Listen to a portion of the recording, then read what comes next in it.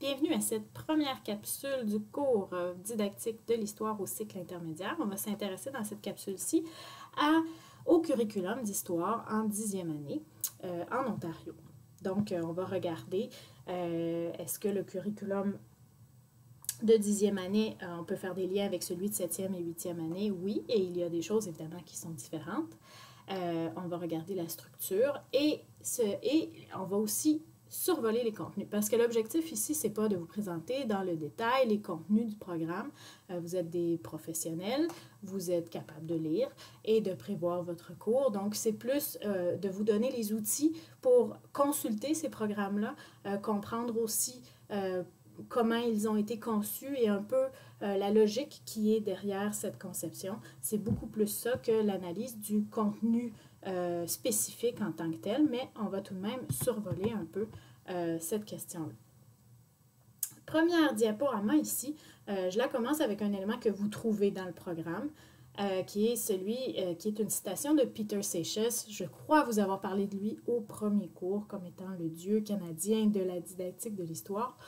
Pourquoi j'ai dit ça? C'est parce que les 6 concepts de la pensée historique, en fait, ont largement inspiré les concepts. En fait, il y a 5 concepts qui sont utilisés dans le programme dès l'élémentaire.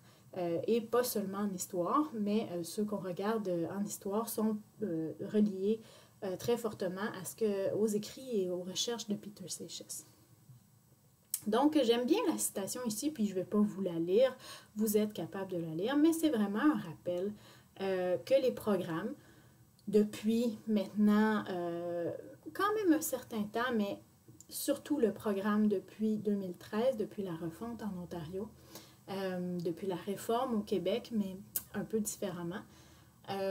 Ces programmes-là s'enlignent vers autre chose que de simplement apprendre un grand récit national, des dates à mémoriser. Et on va au-delà du fait de connaître des événements, de connaître des dates, de connaître les faits. Ça ne suffit plus. On a remarqué par des études, par des recherches, que les élèves, dès un très jeune âge, en fait, sont capables de penser historiquement. Évidemment, pas au niveau d'un historien, mais la démarche peut être similaire, adaptée, on verra comment le faire, à des élèves selon leur âge et leurs possibilités. Mais c'est une démarche qu'on peut faire qui est similaire à celle de l'historien et donc qui va faire qu'on va dépasser la simple mémorisation de faits. C'est un peu la logique qu'il y a derrière les programmes. Vous l'avez vu déjà en 7e et 8e année, mais là, vous allez avoir des élèves de 10e année, donc qui normalement ont déjà eu un peu d'expérience avec les concepts de la pensée historique, mais au-delà de ça, ils sont plus vieux et plus matures, et donc il y a plus de possibilités d'expérimenter des aspects un peu plus développés de ces concepts-là. Et je vous ai écrit, je le crois, vous êtes de grands penseurs, n'est-ce pas? Vous avez déjà un bagage intéressant qui est celui d'un baccalauréat, qu'il soit en histoire ou dans une autre science humaine. Vous avez déjà réfléchi à des questions, vous avez déjà analysé les choses de façon critique. Vous avez peut-être tendance à croire que vos élèves ne sont pas nécessairement rendus là, mais vous avez déjà développé certains de ces outils-là que vous pouvez transférer à vos élèves, leur apprendre à penser, à développer lentement mais sûrement des capacités de réfléchir de façon critique et réfléchir de façon critique plus particulièrement dans le cas qui nous intéresse par rapport au récit historique. Et ça revient, c'est une autre citation du programme où on vous dit le cours d'histoire en 10e année qui s'intéresse au Canada depuis la Première Guerre mondiale. Donc, on est vraiment dans la logique chronologique qui a commencé en 7e et en 8e année. Donc, petit rappel, 7e année, on regarde la fin de la Nouvelle-France à partir de 1713 qui est le traité d'Utrecht. Et on va jusqu'à se rendre à la fin de 8e année, les élèves vont être rendus en 1914. Donc, première chose à vous dire là-dessus, Ces balises chronologiques, elles reflètent déjà des choix. Hein? Donc, on a choisi 1713, on a choisi 1914, et vous allez voir que dans les domaines, il y a encore des balises chronologiques, ce sont encore des choix. Les choix auraient pu être différents si vous regardez les curriculums de d'autres provinces, hein, parce que peut-être vous enseignerez pas nécessairement en Ontario. Dans les autres provinces, ce n'est pas les mêmes choix qui ont été faits. En Ontario, pour la 10e année, c'est un cours vraiment génial, en fait, puisqu'il y a vraiment une année consacrée au 20e siècle, à partir de la Première Guerre mondiale et même un peu du 21e siècle, puisque ça se rend jusqu'à nos jours.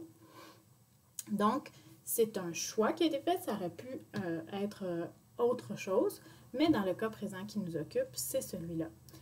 L'autre chose qui est intéressant, et ça revient à ce qu'on disait avec la citation de Peter Seixas, c'est que l'histoire, elle est vue comme multiple.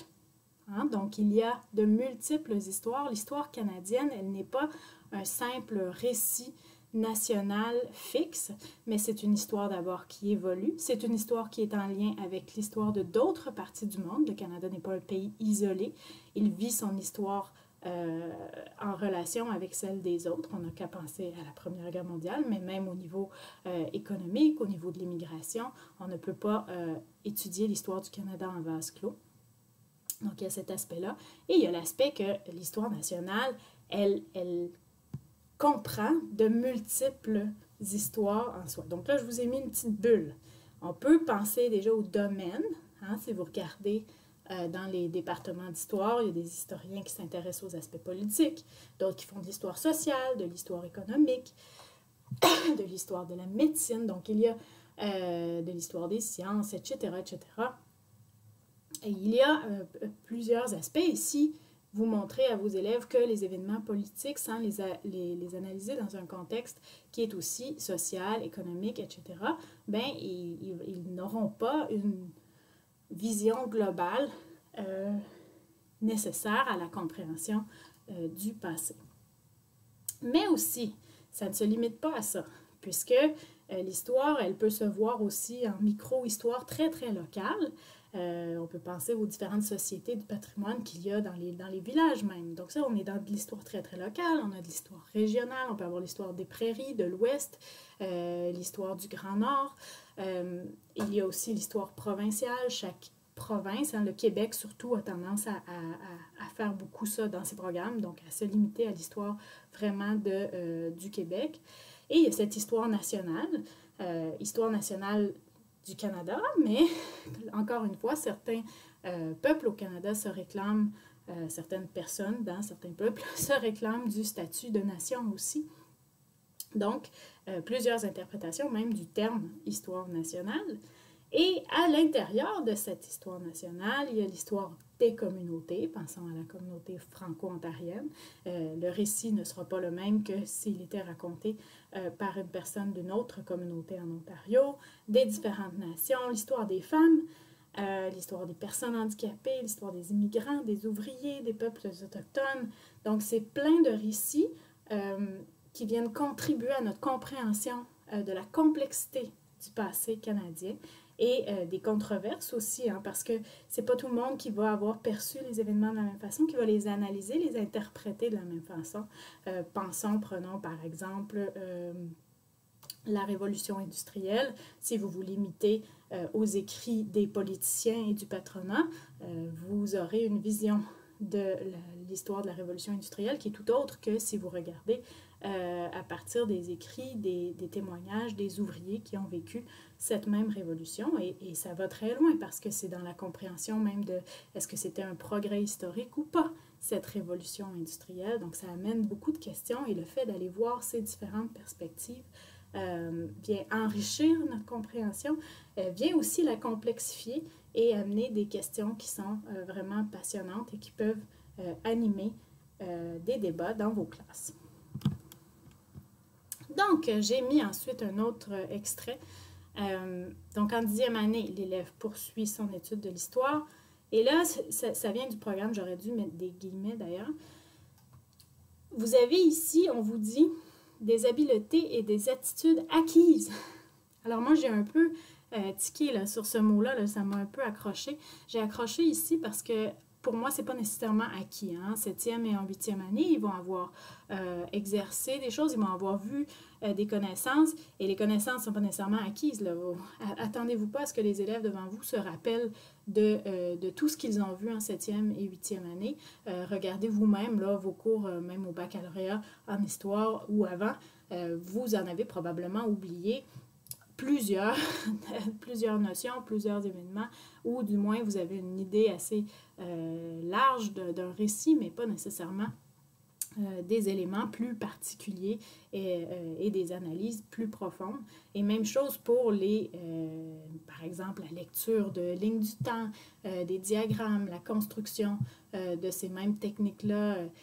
C'est des choses que les élèves vont probablement avoir vues, mais là, ça dépend de l'enseignant qu'ils ont eu, ça dépend du nombre de fois où ils l'ont eu, où ils ont pratiqué ces habiletés-là. Vous ne pouvez pas prendre pour acquis que c'est acquis. Je me répète un peu dans mes mots, mais gardez en tête que c'est quelque chose qui vient avec la pratique répétée, que vous allez probablement devoir faire des retours en arrière sur ce qu'ils ont vu, sur ce qu'ils maîtrisent, sur ce qui est plus difficile pour eux. Même chose, on vous dit qu'on va approfondir cette étude en 11e et 12e année. Tout dépend encore des options qui sont choisies par les élèves à ce niveau-là. Mais ce qui est important, c'est qu'en 10e année, ils auront une base qui est obligatoire pour tous. Cette base-là, on espère qu'elle leur serve non seulement à réfléchir à l'histoire canadienne, mais au présent aussi, et qu'elle les aide aussi à comprendre le monde qui les entoure, à comprendre les élections, à comprendre les grands enjeux qu'on voit au Canada en ce moment. Allons-y pour les contenus. Les domaines d'études, bon, la structure suit relativement ce que vous avez vu pour la 7e et la 8e année. Donc, on va diviser en domaines d'études, et ensuite, il y a les attentes pour chacun des domaines. Dans chacune des attentes, vous retrouvez les contenus, et les contenus sont accompagnés d'exemples et de pistes de réflexion qui, comme pour le programme de 7e et 8e année, ne sont pas exhaustifs, sont des exemples. Donc, vous pouvez vous baser, vous pouvez en choisir certains là-dedans. Vous allez devoir faire des choix parce qu'il y en a beaucoup trop. Et vous pouvez aussi en rajouter s'il y a des choses qui vous intéressent, mais qui ne sont pas là et qui correspondent au thème du contenu. Donc voilà, les 4 domaines qui sont là sont en ordre chronologique. Encore une fois, on a des balises qui ont été choisies, des dates assez faciles à identifier. Donc on a le début de la Première Guerre mondiale jusqu'au crash et qui va mener à la crise économique. Ensuite, du crash jusqu'à 1945, fin de la Deuxième Guerre mondiale, de la fin de la Deuxième Guerre mondiale jusqu'au rapatriement de la Constitution en 1982 et après jusqu'à nos jours. Là, j'ai mis un petit truc parce que, par expérience, et je le fais même dans mes cours à l'université, même si je sais que je le fais, je continue à le faire, mais je vous avertis déjà, parce que souvent, ce qu'on se rend compte, c'est qu'en début d'année, on a plein d'idées de projets, on veut faire beaucoup de choses, et on met beaucoup de temps sur le premier et le deuxième domaine. Et puis, à la fin de l'année, là, on se voit pressé, puis pourtant, c'est souvent des sujets qui sont très proches des élèves et qui intéresseraient beaucoup, mais on les bâcle parce qu'on manque de temps. Donc, une façon de contrer ça, c'est d'avoir une planification annuelle qui est claire et qui est respectée. J'imagine que dans d'autres cours, on vous a parlé de comment faire de la planification long terme, et donc de comment séparer votre cours, d'y avoir réfléchi et d'avoir conçu votre cours de façon à ce que ce type d'erreur soit évité. Maintenant, vous verrez si ça arrive ou pas, mais c'est souvent dommage que les aspects plus contemporains soient souvent délaissés parce qu'on manque de temps en fin d'année scolaire. OK, la structure du programme. Si vous vous rappelez en 7e et en 8e année, après chaque domaine, on avait tout le temps l'attente qui était liée au processus d'enquête. Là, cette fois-ci, le processus d'enquête va être présenté une seule fois et c'est avant la présentation des domaines. Donc, c'est à la page 122-123. Pour moi, c'est beaucoup plus clair comme ça. On vous dit que ce processus, il englobe toutes les attentes et en ce sens-là, je trouve que c'est mieux conçu personnellement que pour la 7e et la 8e année. Le contexte historique va être lié à la première attente. Et là, je vous dis ça, tout ce que je vous dis là au début, c'est pour le cours théorique, hein, parce qu'il y a un cours appliqué aussi qui n'est pas très différent, mais on verra. Donc, la première attente pour chacun des domaines, donc pour chacune des balises chronologiques, on va avoir cette idée de couvrir le contexte historique. Ensuite, les événements vont être précisés dans la deuxième attente pour chacun des domaines, encore une fois. Et finalement, la question de l'identité, plus particulièrement l'identité franco-ontarienne, va être analysée dans le cadre de la troisième attente. Encore une fois, vous ouvrez votre programme, vous allez à chacune des attentes, vous pouvez voir ce qui est attendu, les résultats d'apprentissage. À la fin du cours, l'élève devrait être en mesure de. Et là, vous avez tous les éléments de contenu qui sont là et les exemples et les pistes de réflexion. Pour le cours appliqué, on va demander un peu moins d'analyse et un peu plus de description. Comment vous pouvez les distinguer, les deux cours?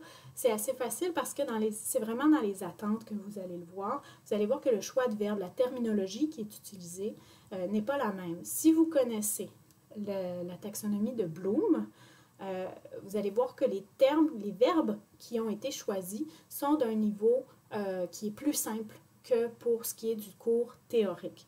Donc, si vous ne connaissez pas la taxonomie de Bloom, c'est peut-être une bonne idée d'aller regarder ça sur Google. Vous allez trouver assez facilement. Ça va vous donner... c'est quand même bon à aller regarder. Ça aide beaucoup pour développer tout ce qui est résultat d'apprentissage, mais je pense que c'est très probable que vous ayez vu ça dans un autre cours ou que vous allez le voir au niveau de la taxonomie.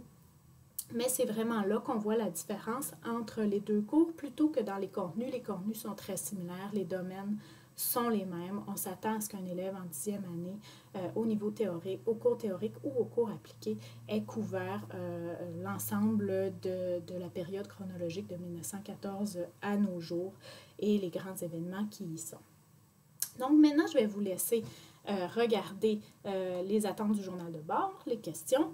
Et il y a une de ces questions-là qui va exiger de vous que vous ouvriez le programme, que vous alliez voir ces fameuses attentes, ces fameux domaines et que vous fassiez des choix. Donc, je vous laisse regarder le journal de bord, le compléter et découvrir ce magnifique programme. Franchement, c'est très intéressant et ça vous laisse assez de souplesse, même s'il y a quand même des aspects que vous pourriez critiquer. Restez toujours critique par rapport au programme. Et je vous rappelle d'ailleurs que ces programmes sont appelés à un moment ou à un autre à changer. Ils ont évolué en 2013, ils peuvent continuer d'évoluer. Ça se peut qu'il y ait des changements avant que vous soyez en poste. Donc, gardez toujours ça en tête et regardez ces programmes-là de façon critique tout en vous rappelant que vous devez les respecter quand vous allez enseigner. Alors, voilà pour cette première capsule et bonne fin de journée.